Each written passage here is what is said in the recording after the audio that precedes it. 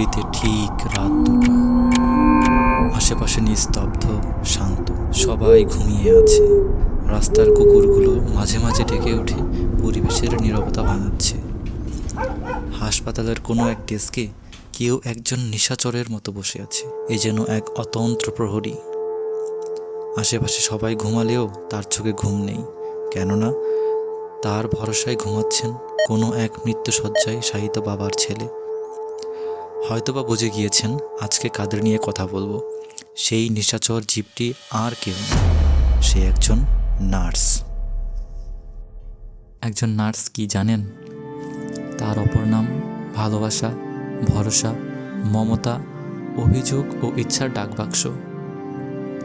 জন্মের সময় একটি শিশুকে তার মা স্পর্শের পূর্বে একজন নার্স স্পর্শ করে এবং শেষ নিঃশ্বাস ত্যাগ পর্যন্ত একজন নার্স পাশে থেকে প্রাণপণ চেষ্টা করে আমাদেরকে বাঁচাতে।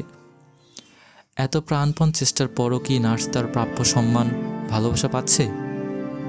নাকি ভাগ্যে মিলছে কটূক্তি, অবহেলা? তাতে কি একজন নার্স কখনোই তা মনে রাখতে পারে না। একজন রোগী সুস্থ হয়ে যখন হাসি দেয় কোনো এক অজানা কারণে, নার্স তার দুঃখ, খারাপ লাগা, অপমান সব ভুলে যায়।